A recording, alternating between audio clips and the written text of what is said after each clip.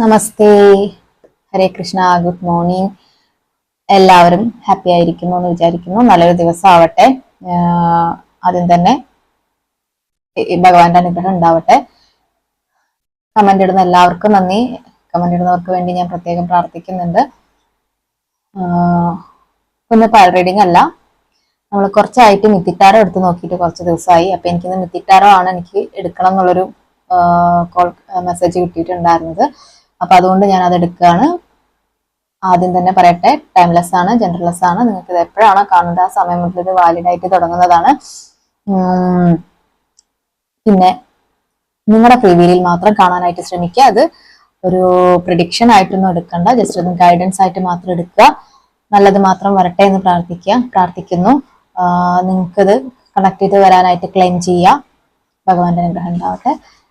നന്നായിട്ട് ഒന്ന് കണ്ണടച്ച് മെഡിറ്റേറ്റ് ചെയ്തിട്ട് നിങ്ങളുടെ കാർഡുമായിട്ട് നിങ്ങളുടെ കറണ്ട് സിറ്റുവേഷനുമായിട്ട് ബന്ധപ്പെടാൻ യൂണിവേഴ്സിനോട് പ്രാർത്ഥിക്കുക.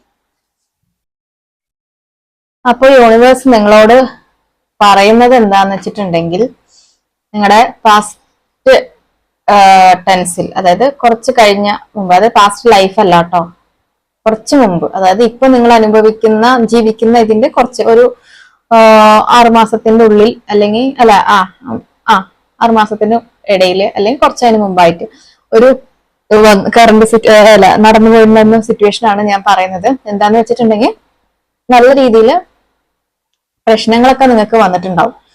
വഴക്കോ കാര്യങ്ങളോ ഒക്കെ വന്നിട്ടുണ്ടാവും. പരസ്പരം അങ്ങോട്ടും ഇങ്ങോട്ടും എന്താ പറയാ, ഫൈറ്റ് നടന്നിട്ടുണ്ടാവും. ഇപ്പൊ യൂണിവേഴ്സ് അല്ലെങ്കിൽ ഒരു ഏഞ്ചല് വന്നിട്ട് നിങ്ങൾക്ക് ഒരു ഇത് തരുവാണ്. എന്താ പറയാ, പടപൊരുതി മുന്നോട്ട് പോവുക. ഇങ്ങനെ തളർന്നിരുന്നിട്ട് കാര്യമില്ല.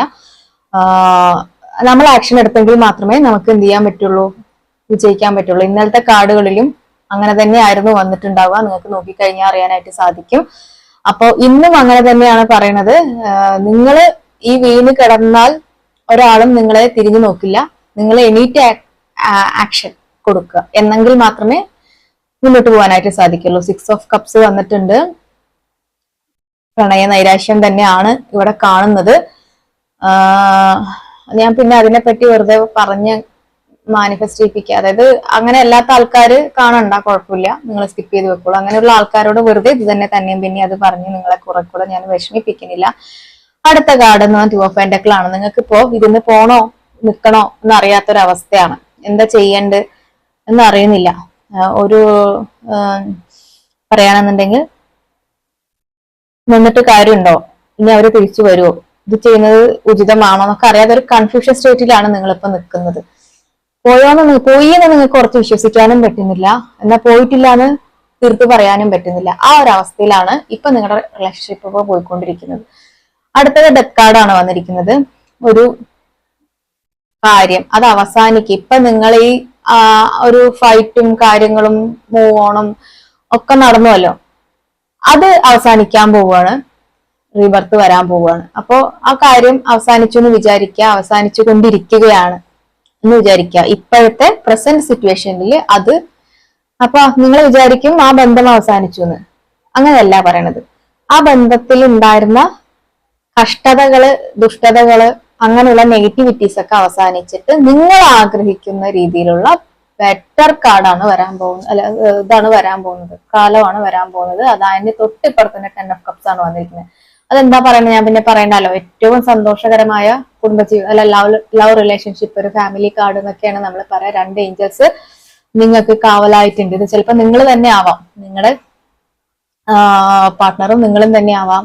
അതായത് ദൈവം നമ്മുടെ ഉള്ളിൽ തന്നെയാണ്. ദൈവം, മാലാഖയും ഒക്കെ നമ്മുടെ ഉള്ളിൽ തന്നെയാണ്. ചെകുത്താനും നമ്മുടെ ഉള്ളിൽ തന്നെയാണ്. അപ്പൊ അതിന് നിങ്ങൾ ഏതിനെ പരിപോഷിപ്പിക്കുമെന്നോ നമ്മൾ അതായിത്തീരും. അപ്പോ ഞാൻ പറയുന്നു, അത് നിങ്ങൾ 2 ഏഞ്ചൽസ് ആണെന്ന് എനിക്ക് തീർത്തും പറയാൻ പറ്റും. അപ്പോ അദ്ദേഹം തിരിച്ചു വരട്ടെ.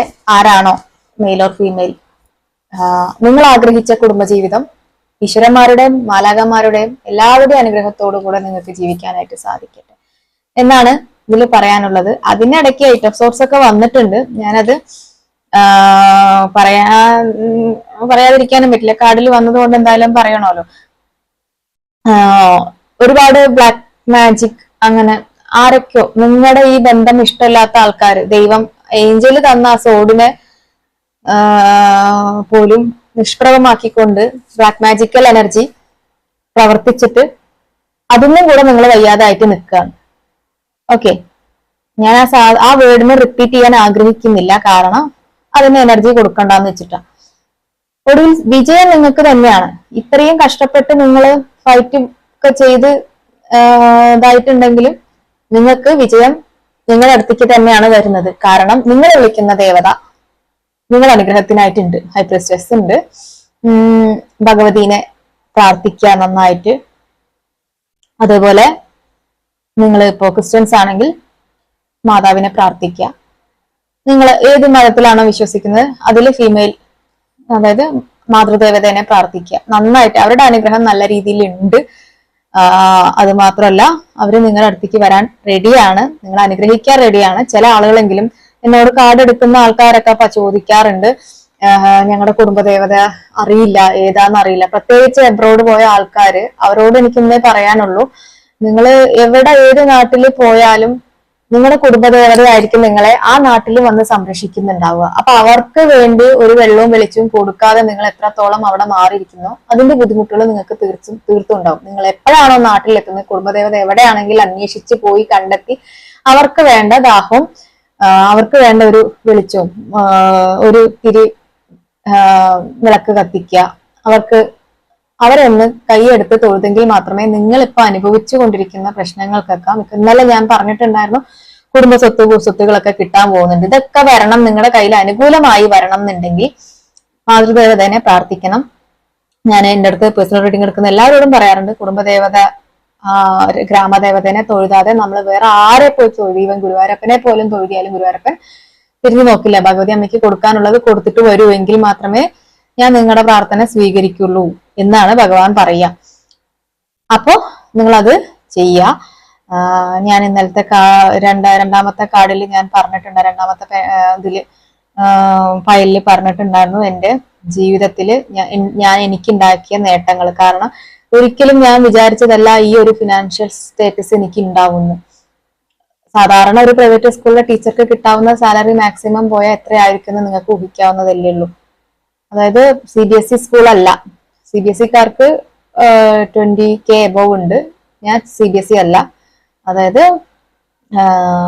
ഞാൻ സ്കൂളിന്റെ പേര് ഇപ്പൊ പറയുന്നില്ല, കാരണം എനിക്കിഷ്ടമുള്ള സ്കൂൾ തന്നെയാണ്. അപ്പോ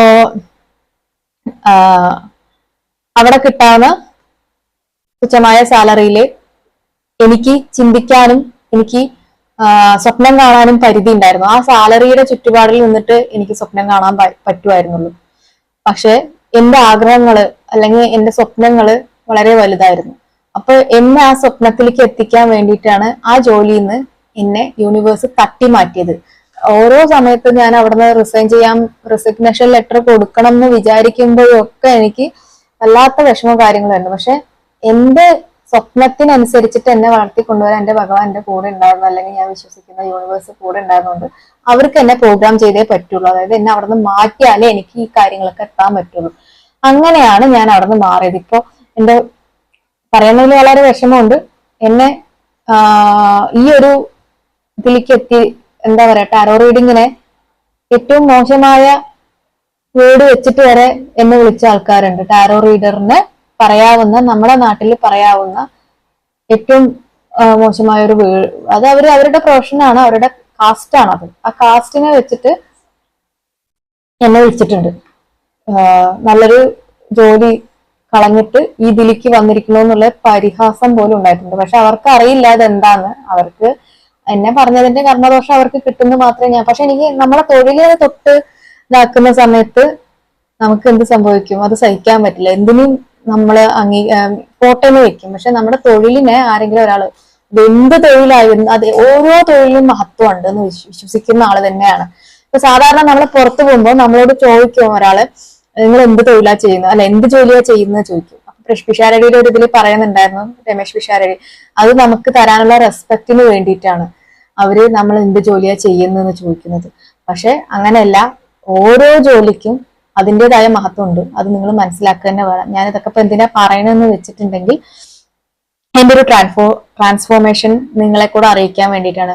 അപ്പൊ എനിക്കൊന്നും ആവാൻ പറ്റില്ല എന്ന് എന്റെ ഉള്ളിലെ ചിന്തയായിരുന്നു, എനിക്കൊന്നും ആവാൻ പറ്റാതെ എന്ന്. പക്ഷെ ഞാൻ ഇന്നു മുതൽ ആ ചിന്ത മാറ്റി തുടങ്ങി, ക്ലെയിം ചെയ്ത് തുടങ്ങിയോ, എല്ലാം എനിക്ക് കിട്ടും, യൂണിവേഴ്സ് എനിക്ക് കൊണ്ടുവന്ന് തരുന്നുണ്ടെന്ന് ഞാൻ വിശ്വസിക്കാൻ തുടങ്ങിയ നിമിഷം മുതലാണ് എന്റെ ലൈഫിൽ ചേഞ്ചസ് വന്നു തുടങ്ങിയത്. അപ്പൊ നിങ്ങൾക്കും അതുപോലെ എല്ലാം സാധിക്കും. നിങ്ങൾ ഉറച്ചു വിശ്വസിക്കുക. ഒരു പ്രാർത്ഥനയും ഒരു പ്രാക്ടീസും പാഴാവില്ല. എല്ലാം ഈശ്വരൻ കേൾക്കുന്നുണ്ട്. പക്ഷെ ഡിവൈൻ ടൈം എന്നുള്ളൊരു ടൈം നിങ്ങൾ അദ്ദേഹത്തിന് കൊടുത്തേ പറ്റുള്ളൂ. ആ സമയമാകുമ്പോൾ നിങ്ങൾ ആഗ്രഹിച്ച കാര്യങ്ങളെല്ലാം കിട്ടും. അഥവാ കിട്ടിയിട്ടില്ലെങ്കിൽ അത് നല്ലതിനാണ്, അതിനേക്കാൾ മികച്ചതാണ് ഭഗവാൻ പ്ലാൻ ചെയ്യുന്നത് മാത്രം. ഞാൻ എഴുതി ഒപ്പിട്ട് തരാം, മുദ്ര പേപ്പറിൽ ഞാൻ എഴുതി ഒപ്പിട്ട് തരാം. എനിക്ക് നഷ്ടപ്പെട്ട കാര്യങ്ങള് അതിനേക്കാൾ 100 ഇരട്ടി ബെറ്റർ ആക്കിയിട്ട് എനിക്കിപ്പോ കൊണ്ടുവന്ന് തന്നിട്ടുണ്ട് ഈശ്വരൻ. ഞാൻ ചില കാര്യങ്ങൾ വേണമെന്ന് പറഞ്ഞ് ഒരുപാട് വാശി പിടിച്ചിട്ടുണ്ട്, അത് കിട്ടിയിട്ടില്ല. അപ്പോ അതിനേക്കാൾ 100 ഇരട്ടി ക്വാളിറ്റി ഉള്ള സംഭവങ്ങൾ എനിക്ക് കിട്ടിയിട്ടുണ്ട്. അപ്പൊ നിങ്ങൾ അത് വിശ്വസിക്കുക. എന്താണെങ്കിലും, റിലേഷൻഷിപ്പ് ആണെങ്കിലും, പൈസ ആണെങ്കിലും, ജോലിയാണെങ്കിലും എല്ലാം എനിക്ക് വേണ്ടത് ഭഗവാൻ നേരത്തെ നിശ്ചയിച്ചിട്ടുണ്ട്, അതാണ് എനിക്ക് തരിക. ഓക്കെ, അപ്പൊ നിങ്ങൾക്കും നല്ലൊരു ദിവസം ആവട്ടെ. ഇന്നത്തെ ദിവസം നന്നാവട്ടെ. ആഗ്രഹിച്ചതെല്ലാം ലഭിക്കട്ടെ എന്ന് ഞാനും കൂടെ പ്രാർത്ഥിക്കുന്നു. പേഴ്സണൽ റീഡിങ്ങിനോ അല്ല കോഴ്സ് പഠിക്കാൻ, ടാരോ പഠിക്കാനോ എന്തിനാച്ചാൽ നിങ്ങൾക്ക് നമ്മളെ ഇവിടെ കൊടുക്കുന്ന കോൺടാക്ട് നമ്പറിൽ സമീപിക്കാവുന്നതാണ്. നല്ലൊരു വീഡിയോ ആയിട്ട് അടുത്ത ദിവസം കാണാം. Thank you. God bless you.